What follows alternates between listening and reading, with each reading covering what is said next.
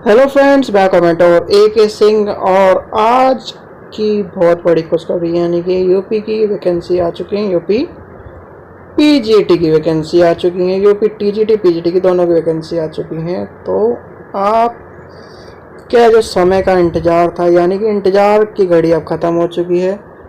इस बार वैकेंसी जल्दी आई है तो आप तैयारी भी अच्छी तरह करें। बिल्कुल टाइम पर वैकेंसी आई है यानी कि 9 तारीख को कहा था तो 9 तारीख को वैकेंसी आ चुकी है। नोटिस भी आ चुका है, फॉर्म भी भरने शुरू हो चुके हैं। ठीक है, TGT के आपको चैनल पर वीडियो मिल जाएगी। TGT का लिंक आपको इसके डिस्क्रिप्शन में डाल दूंगा, आपको उसके सारी बात पता चल जाएगी। अब देखते हैं PGT की बात।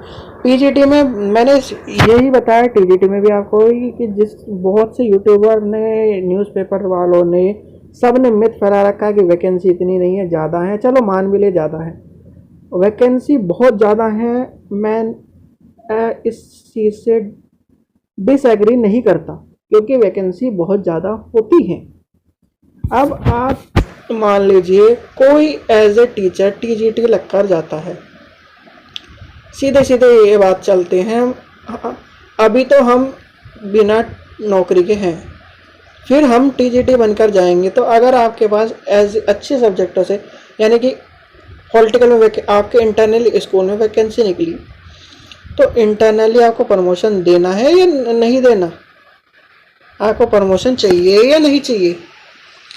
मान लीजिए आप MA पॉलिटिकल है और आपको पॉलिटिकल PGT पॉलिटिकल में वैकेंसी खाली है और आपको क्या नाम है उसमें नौकरी चाहिए, तो आपको वैकेंसी में जाना है नहीं जाना। तो बहुत सारी वैकेंसी रिजर्व में होती हैं। अब आप यहाँ तो ये कह देंगे कि जी क्या ना इतनी वैकेंसी खाली हैं, ये सब चीज़ें खाली होती हैं, सब जगह खाली होती है। बहुत सी चीज़ें प्रमोशन आप ही हो जब आप जाओगे तो आपको ही प्रमोशन मिलेगा। तो इस चीज़ से कहना डिलाई ना करें, यानी एक तरह से उस चीज़ को नकारें ना।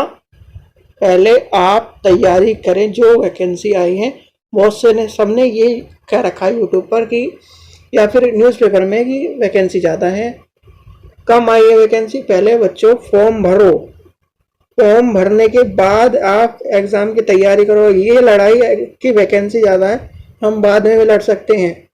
अगर आपके पास फॉर्म ही नहीं भर पाओगे तो अगर डेट निकल गई तो फिर क्या आप फॉर्म भरने के लिए दोबारा वहाँ पर जाके लड़ोगे या कुछ करोगे? तो इस चीज़ का कोई सॉल्यूशन नहीं है। पहले आप यूपी TGT का फॉर्म भरो। वैकेंसी कम है मान ली हमने, आप फॉर्म भर दो और हम देखते हैं उसमें क्या क्या होगा आगे। पर अभी फॉर्म भरो, तैयारी करो, अपनी अच्छी तैयारी करो जिससे आपका नंबर आ जाए। आपको ज़्यादा वैकेंसी की मतलब ज़्यादा नंबर ऑफ वैकेंसी की ज़रूरत पड़ेगी ना। ठीक है, नंबर ऑफ पोस्ट ज़्यादा की ज़रूरत पड़ेगी ना। आप सीधे एक वैकेंसी लो और छुट्टी। ठीक है, तो चलिए नंबर ऑफ वैकेंसी या नंबर ऑफ पोस्ट में कितने कितने किस सब्जेक्ट के हिसाब से है वो देखते हैं और क्या क्या डेट है इम्पोर्टेंट वो देखते हैं। तो चलिए नोटिस की तरफ चलते हैं। देखिए ये PGT का नोटिस है, यानी कि PGT का नोटिस में हमने देखी इम्पोर्टेंट डेट वही है जो 9 तारीख को नोटिस निकला है। भाग 1 9 तारीख से शुरू हो जाएगा और भाग 2 की अंतिम तारीख है 9/7।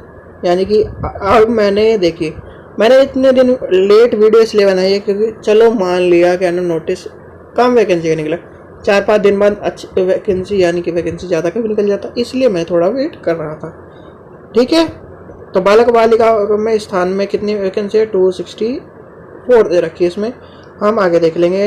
ये सब चीज़ें आपको नॉर्मल चीज़ें हैं। हिंदी या संस्कृत शपथ पत्र ये सब चीज़ें, प्रश्न पत्र आपको हिंदी इंग्लिश में दोनों में मिलेगा।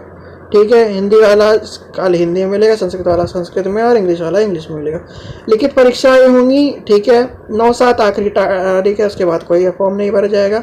आवेदन ऑनलाइन होगा, विज्ञापन के अनुसार होगा। यानी विज्ञापन कौन सा संख्या कौन सी है आपको पता ही है, 2022। ब्लूटूथ लिखित परीक्षा में अनिवार्य नहीं है, मोबाइल अनिवार्य नहीं, ये सब चीज़ें आपको पता ही है, आप बच्चे नहीं हैं। ठीक है, कैंडिडेट रजिस्ट्रेशन होगा, आप साइट पर जैसी जाएंगे कैंडिडेट रजिस्ट्रेशन में आपको सारी चीज़ें बतानी, फीस करना है और फिर सबमिट करना है फॉर्म। ठीक है, आई एग्री करके आपको कैंडिडेट ये सब चीज़ें आप जब खुद फॉर्म भरेंगे तो अब आते हैं यहाँ पे फीस की बात। फीस जैसी TGT की है वैसी यहाँ पर PGT की है। जनरल और ओबीसी बिल्कुल सेम है, 1 नंबर और 3 नंबर बिल्कुल सेम आएगा, 750 रुपये। EWS 650 रुपये, 100 रुपये कम कर दिए हैं। चलो, अनुसूचित जाति यानी इसके लिए क्या है 450 रुपये और SC के लिए है 250 रुपये। ये सब चीज़ें कहने के लिए है महिलाओं के लिए 1 से 5 तक उल्लेखित। ठीक है, चलो इसमें भी हम बात को ले लेते हैं। फोटो के लिए मैंने बताया था आपको, भी TGT में भी बताया था, PGT में मैं बिल्कुल साफ बताया था। चश्मा नहीं होना चाहिए, आंख पर सफ़ेद इस तरह की कुछ भी चीज़ नहीं होनी चाहिए, धुंधला नहीं होना चाहिए, फोटो बिल्कुल क्लियर होना चाहिए, जिससे मैं आपको जैसे आपका एडमिट कार्ड देखे कि हाँ ये लड़का है और क्या नाम इसे परीक्षा में बैठना है तो बैठ जाए। सीधी बात, नो क्लियर। फोटो में सफ़ेद बैकग्राउंड हो या फिर आपका हल्का रंग का बैकग्राउंड हो। मैं सजेस्ट करूँगा लाइट ब्लू कलर का आप बैकग्राउंड पर फोटो खिंचवाएं, क्योंकि वाइट बैकग्राउंड में बहुत से स्टूडेंट ऐसे होते हैं वाइट बैकग्राउंड में फोटो खिंचवाते हैं, और आजकल जो टीचर का ट्रेंड चल रहा है तो हम लाइट ब्लू कलर के या फिर वाइट कलर की शर्ट पहनते हैं तो वाइट वाइट हो जाता है, थोड़ा सा मिक्स हो जाता है। तो इसलिए लाइट ब्लू कलर के बैकग्राउंड पे फोटो खिंचवाएं और सब चीज़ें। डिक्लेरेशन फॉर्म एक चीज़ है, और फॉर्म में ध्यान रखें डिक्लेरेशन जहाँ जहाँ मांगी हैं, जहाँ जहाँ चीज़ें मांगी है बिल्कुल सही चीज़ें भरें, गलत चीज़ बिल्कुल ना भर दें, क्योंकि गलत भर दिया तो आपका नुकसान हो जाएगा। और आप फॉर्म का ग्रेड पे आपको पता ही है, लेवल 8 है, 48 का ग्रेड पे है, 47,600 से लेकर 1,51,000 और 100 तक पेमेंट है। आरक्षण सिर्फ उत्तर प्रदेश वालों को मिलेगा, आपको ये पता होना चाहिए। परीक्षा केंद्र सभी जगह है, आपको उसकी चिंता नहीं करनी है, आपको चिंता करनी है सिर्फ एग्जाम की। अब आते हैं लिखित परीक्षा होगी 425 नंबर की, साक्षात्कार यानी इंटरव्यू होगा आपका 50 नंबर का, और 25 नंबर के आपके जो BEd MAd और ये सब चीज़ें हैं वो आएंगी, आपको काउंट होंगी। तो इस चीज़ का ध्यान रखें, आपको ये पता होना चाहिए। इस टोटल 500 नंबर का, और PGT में सीधे 500 है, ये सब चीज़ें नहीं है, तो इस चीज़ का ध्यान रखें। इंटरव्यू नहीं है तो इंटरव्यू के लिए चिंता न करें, सीधे तैयारी करें और फटाफट से नौकरी ले लें। चलिए आगे चलते हैं, चलते हैं। ये आपको जो फॉर्मेट है SC ST वालों के लिए वो है, ये है। और एक चीज़ और, ये पुराने वाला नहीं चलेगा, जो इसमें फ़ोटो लग के जो अब नए आ रहे हैं वो चलेंगे। अनुसूचित जाति यानी OBC के लिए ये है, ठीक है। हैंडीकैप के लिए ये है, और स्वतंत्रता सेनानी इस तरह के लिए है, खेल कूद वालों के लिए ये है। अब आते हैं मेन मुद्दे पर, वैकेंसी कितनी है। नागरिक शास्त्र की 30 वैकेंसी है, रसायन विज्ञान की 39 वैकेंसी है, भौतिक विज्ञान की 38 वैकेंसी है, सबसे ज़्यादा वैकेंसी जीव विज्ञान की है। सॉरी नहीं, सबसे ज़्यादा वैकेंसी इंग्लिश की है। इंग्लिश की भी नहीं, हिंदी की वैकेंसी सबसे ज़्यादा 81।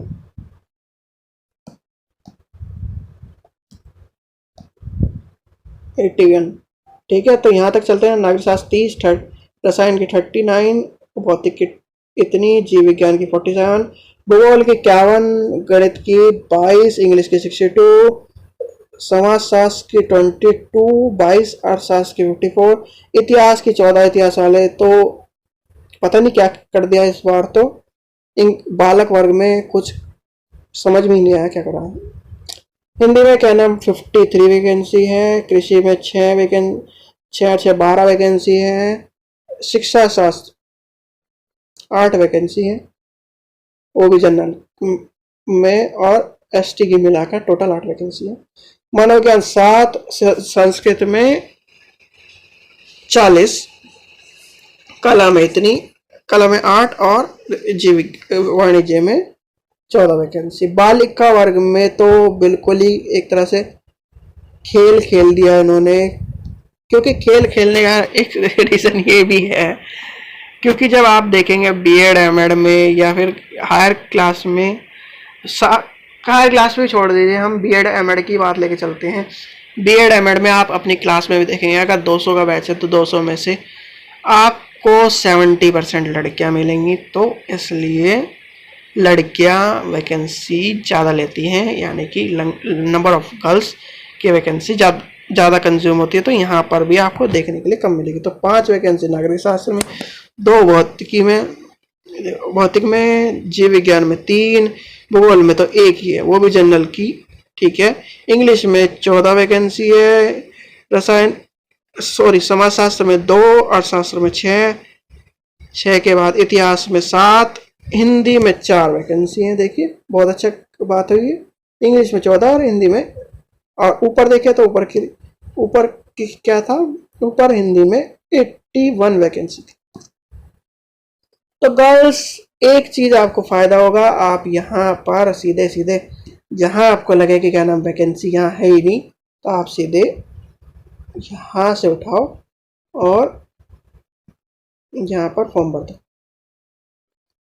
क्योंकि गर्ल्स के लिए ये थोड़ा सा बेनिफिट रहता है। आप चलिए, अब यही सब चीज़ें आपके पास होनी चाहिए। एमए हिंदी तथा संस्कृत में बीए होनी चाहिए आपके पास, अथवा सॉरी, एमए हिंदी में एमए तथा संस्कृत के साथ बीएड अथवा शास्त्रीय शिक्षा मतलब एक तरह से होना चाहिए।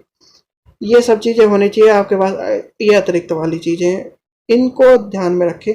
कॉलम हिंदी में, हिंदी और एक तरह से टीजीटी में ये तो सब चीज़ें बहुत दिक्कत देती हैं। अब तीसरा कॉलम देखें, जैसे ये पूछ रहा है हिंदी में एमए के साथ संस्कृत विषय में स्नातकोत्तर परीक्षा उत्तीर्ण होनी चाहिए, योग्यता आधारित इंटरमीडिएट कक्षा में पास होना चाहिए। यानी कि सीधे सीधे वही क्वालिफिकेशन उठा दी यहाँ पर, हिंदी और संस्कृत आपके पास होना चाहिए। चलिए, तो सीधे सीधे 50% बच्चे खत्म। यहाँ से इसके लिए हिंदी वाले में वही भरेगा जिसके पास हिंदी और संस्कृत थी, और सब चीज़ें नॉर्मल है। इंग्लिश में आपको पता ही होगा, इंग्लिश में क्या, इंग्लिश होनी चाहिए आपके पास, एम इंग्लिश होनी चाहिए, तो इस चीज़ का ध्यान रखें। चलिए, और सब चीज़ें कला वाले के बार में कला होनी चाहिए, ये सब चीज़ें नॉर्मल है। ये अर्थशास्त्र होनी चाहिए, एम ए हो या को में इसके साथ होनी चाहिए। इतिहास में आपके पास इतिहास होना चाहिए, ठीक है।